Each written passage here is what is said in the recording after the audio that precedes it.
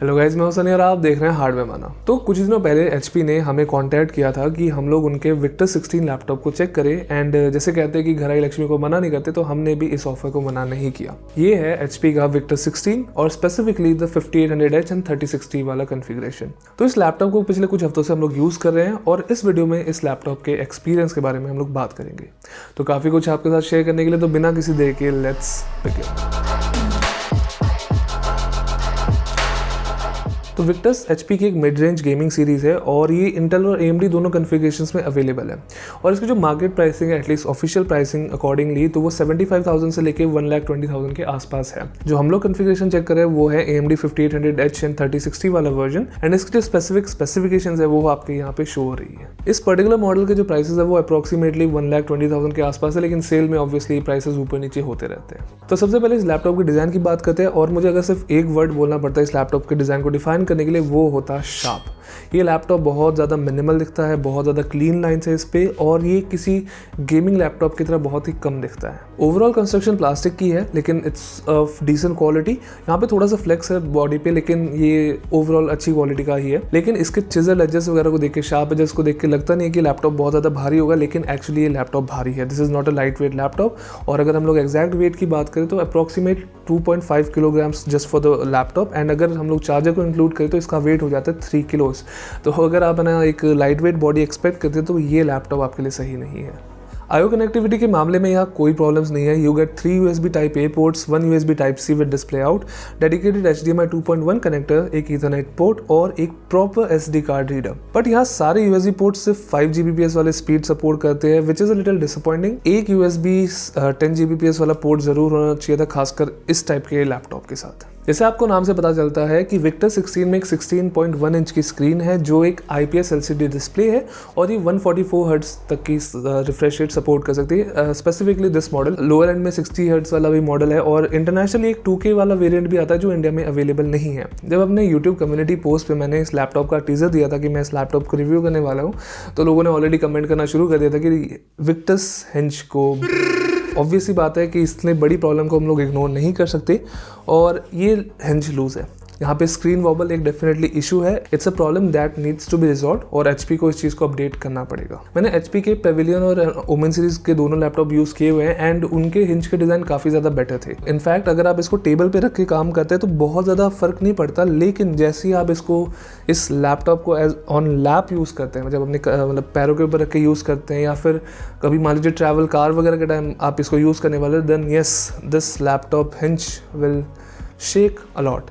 I am not sure क्या reason है। मेरे ख्याल से जो इसका हिंज का डिज़ाइन है वो बैलेंस नहीं है किसी तरीके से, बट जो भी हो ये एक प्रॉब्लम है। अगर मान लीजिए आपका ये 50-60 हज़ार रुपये का लैपटॉप होता तो इतना चलो ठीक है, हम थोड़ा सा इग्नोर कर सकते थे, लेकिन जब मैं 1,20,000 रुपये इस लैपटॉप पे खर्च कर रहा हूँ तो वो छोटी सी चीज़ भी मेरे लिए बहुत इंपॉर्टेंट बन जाती है। अब स्क्रीन के क्वालिटी की बात करते हैं। जो स्क्रीन है उसकी क्वालिटी मुझे बहुत अच्छी लगी एंड उसका रीज़न है कि इसका एक तो कॉन्ट्रास्ट लेवल बहुत अच्छा है। इसके जो ब्लैक्स है वो बहुत ज़्यादा मुझे क्लीन लगे। इसमें कोई मतलब पैनल में बैकलाइट ब्लीड या फिर जो ग्रेशनेस रहती है कुछ सस्ते लैपटॉप्स में या फिर नॉर्मल लैपटॉप्स में, वो नहीं थी।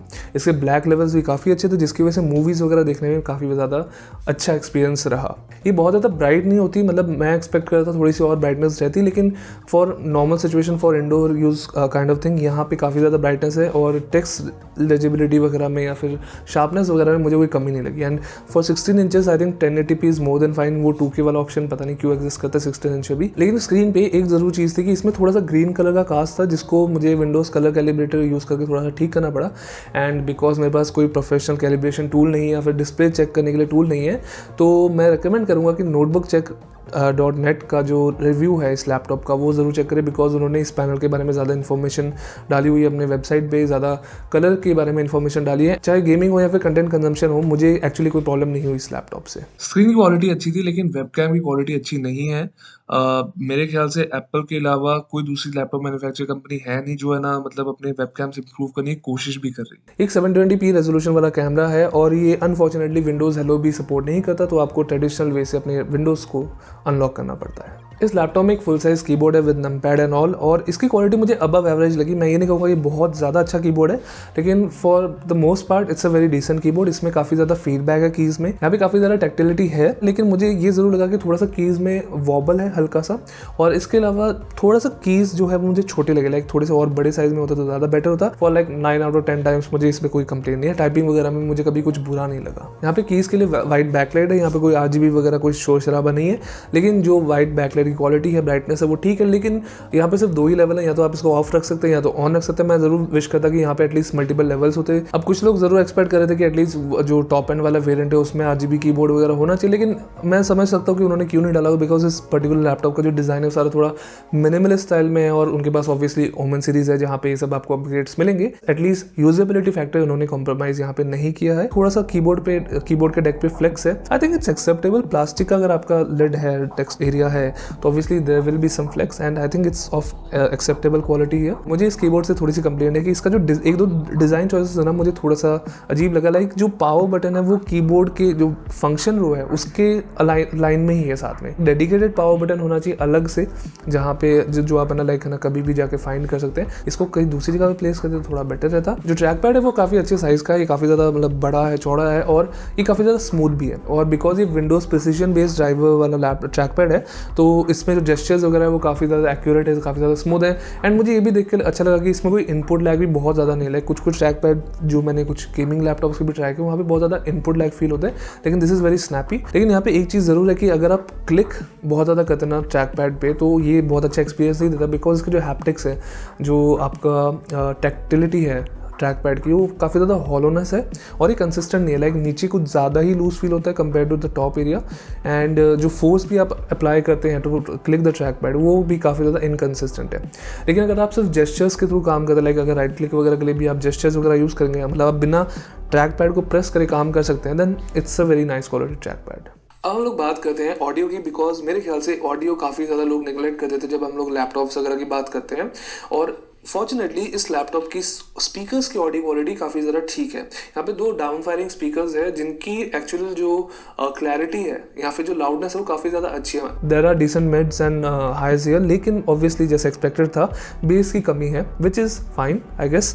लेकिन जो इसका 3.5 मिलीमीटर जैक है, वहाँ पे जो ऑडियो है, this is one of the worst I have heard from a laptop, और specially of this class. I can ignore कि हाँ स्पीकर्स खराब है लैपटॉप के, चलेगा, लेकिन 3.5 मिलीमीटर जैक तो अच्छा होना चाहिए। यहाँ पे साउंड काफ़ी ज़्यादा पतली है, ड्राइवर्स इंस्टॉल करने के बाद भी कोई ज़्यादा इंप्रूवमेंट नहीं हुई, विच वॉज ऑड। मतलब मैं एक्सपेक्ट कर थोड़ा सा तो और बेटर होता। अगर आप सीरियसली ऑडियो का कुछ काम करते हैं, लाइक अगर आप वीडियो एडिटिंग करते हैं, या फिर थोड़ा बहुत आपको म्यूज़िक सुनने में पसंद है, या फिर अच्छा आपको मूवीज़ का एक्सपीरियंस चाहिए अपने लैपटॉप पे, देन मैं ज़रूर रेकमेंड करूँगा कि आप एक एक्सटर्नल USB डैक यूज़ करें, because this 3.5 millimetre jack needs some improvement. थोड़े से अपग्रेड्स की बात करते हैं, और लैपटॉप के बैक पैनल को ओपन करना वैसे तो ऑन पेपर काफ़ी ज़्यादा आसान लगता है, बिकॉज आपको सिर्फ 8 स्क्रूज खोलने हैं, लेकिन इसका जो बैक पैनल को जो क्लिप्स अनलॉक करने का प्रोसेस है ना, वो बहुत ज़्यादा टायरिंग है।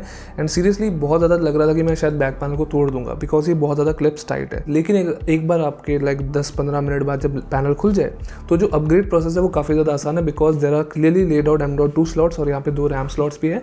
By default for this specific model जो 16GB 3200 MHz की रैम के साथ आता है, वो यहाँ पे सैमसंग की OEM मॉड्यूल्स यूज़ की गई है, और यहाँ पे एक SK Hynix की SSD यूज़ की गई है जो PCI Gen 3 बेस्ड है, और इसकी जो अप्रोक्सीमेट स्पीड थी वो अभी आपके सामने शो हो रही है। लेकिन ये देख के अच्छा लगा कि जो M.2 स्लॉट्स है उसके लिए कॉपर बेस्ड ना कवर्स हीट सिंक्स यूज़ की गई है, बिकॉज कुछ लैपटॉप्स वहाँ भी थोड़ी बहुत कॉस्ट कटिंग कर देते हैं। कूलिंग सिस्टम की बात करें, यहाँ पे 2 फैंस है, काफ़ी ज़्यादा अच्छी साइज़ के फैंस है, एंड जहाँ तक एटलीस्ट कूलर के ऊपर लिखा हुआ है, तो both fans are capable of handling up to 80 watts of heat dissipation. यहाँ पे काफ़ी ज़्यादा बड़ी हीट पाइप्स ही यूज़ किए गए हैं।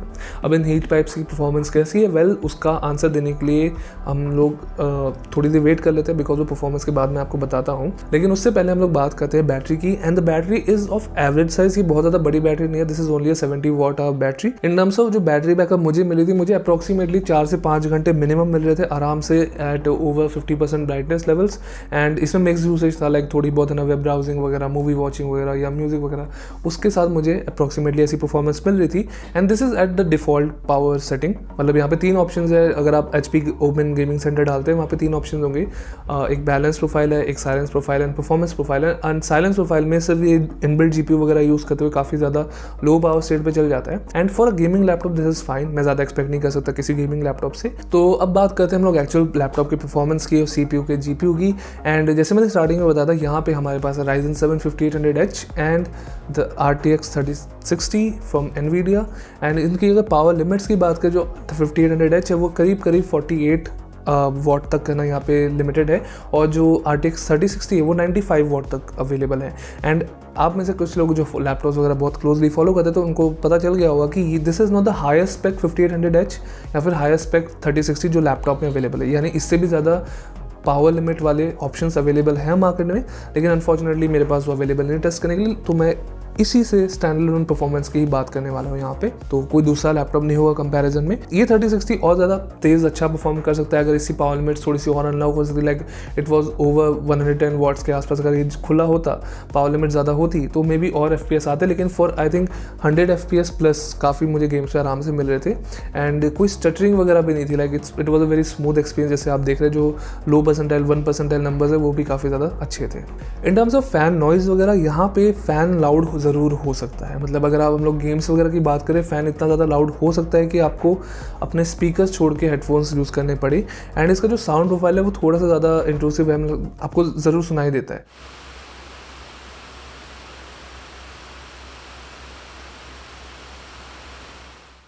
लेकिन नॉर्मल यूज़ में this is a very silent laptop, मतलब अगर आप सिर्फ वेब ब्राउजिंग वगैरह कर रहे हैं या फिर आप कुछ नॉर्मल अपने फोटोशॉप वगैरह यूज़ करते हैं, आपको ज़्यादा कुछ सुनाई नहीं देता। लेकिन जैसे ही आप मैंने कुछ बड़े रेंडर्स वगैरह लगाते हैं जहाँ पे GPU और CPU दोनों यूज़ होने वाला है, फिर गेम्स वगैरह की बात करें, yes this laptop can get loud. Temperatures की स्पेसिफिकली बात करें तो टेम्परेचर्स के बारे में थोड़ा सा कन्फ्यूजिंग था, बिकॉज यहाँ पे मुझे CPU के टेम्परेचर्स कंसिस्टेंटली ज़्यादा मिल रहे थे compare to GPU temperatures were very under control, like 60-70 degrees के आसपास ही था। लेकिन जो CPU टेम्परेचर्स थे वो कभी कभार बहुत ज़्यादा स्पाइक कर रहे थे, अप टू लाइक 90 डिग्रीज या 95 डिग्रीज, जो लैपटॉप के सिनेरियो में बहुत ज़्यादा प्रॉब्लमेटिक नहीं है। लेकिन आप ये ध्यान रखिए कि हम लोग अभी जिस कंडीशन में इस लैपटॉप को टेस्ट करें वो काफ़ी ज़्यादा ठंडा है, तो मे बी समर्स है बिना AC के थोड़ा बहुत थ्रॉटल करें। लेकिन हमारे टेस्ट में 95-93 वगैरह जाने के बाद भी इसने एक बार भी थ्रॉटल नहीं किया था, जो I think it's an average performance, यहाँ above average performance for the CPU temperatures, लेकिन for the GPU it's a very good performance. तो इस लैपटॉप के कंक्लूजन की बात करते हैं, and the best thing I can say about this laptop is ये लैपटॉप एसेंशियल्स पे फोकस करता है। As a basic gaming laptop, एक मिड रेंज गेमिंग लैपटॉप की तरह अगर मैं इसको देखूँ तो येस इसकी परफॉर्मेंस काफ़ी ज़्यादा अच्छी है, काफ़ी ज़्यादा स्मूथ थी, गेमिंग में मुझे प्रॉब्लम नहीं हुई। इसकी स्क्रीन वगैरह अच्छी है, जो कीबोर्ड है वो अबव एवरेज है, ट्रैक पैड वगैरह अच्छे हैं, जो एसेंशियल पैकेज है ना वो सारा का सारा अच्छा है, एंड इट्स वर्थ रिकमेंडिंग। बहुत ही ज़्यादा high quality cutting edge laptop ढूंढना है जिसमें आपको RGB भी मिले, जहाँ पे आपको एक ना लाइक बिल्कुल HDR सपोर्टेड स्क्रीन वगैरह मिले, या फिर आपको बिल्कुल कटिंग एज लैपटॉप टेक्नोलॉजी मिले ना, तो ये वो लैपटॉप नहीं है। This is more suited for like an average user. As for the competition मैं सच बताऊँ, अभी मैंने बहुत सारे लैपटॉप, गेमिंग लैपटॉप इतने थॉरली चेक नहीं किए, लेकिन मे बी हम लोग जल्दी इसके बारे में और भी लैपटॉप्स चेक करेंगे, तब आपको थोड़े ज़्यादा कॉम्प्रिहेंसिव कंपैरिजन दे सकेंगे। तो इसको बाय करने के डिस्क्रिप्शन में लिंक्स होगी, आप जरूर एक बार चेक कर सकते हैं for the latest price, because इसके प्राइसेस काफ़ी ज़्यादा ऊपर नीचे होते रहते हैं, आप एक बार जरूर चेक कर ले। एंड इसके लोअर कॉन्फ़िगरेशंस भी है, वो भी आप एक बार जरूर चेक कर सकते हो। Thank you guys for watching this video. अगर इस लैपटॉप के बारे में कोई भी क्वेश्चन है, कुछ या फिर कोई स्पेसिफिक चीज़ है जो आप जानना चाहते हैं, तो प्लीज़ कमेंट्स में ज़रूर बताना। बाकी मैं जानता हूँ कि मैंने बहुत ज़्यादा बेंचमार्क्स वगैरह अभी फोकस नहीं किया, मैं एक्चुअली वेट कर रहा हूँ मे बी 1-2 लैपटॉप्स और आ जाए मेरे पास, थोड़ा ज़्यादा अच्छा हमारे पास डेटाबेस बन जाए रिव्यूज़ के लिए। एंड बिकॉज ये फर्स्ट लैपटॉप रिव्यू था हमारा, तो अगर कोई फीडबैक वगैरह या फिर कैसे हम लोग और इंप्रूव कर सकते हैं तो प्लीज़ हमें कमेंट्स से ज़रूर बताना। लाइक शेयर सब्सक्राइब अपने स्वाद अनुसार करते रहे। मैं मिलूंगा आपको अगली बार। Till then bye.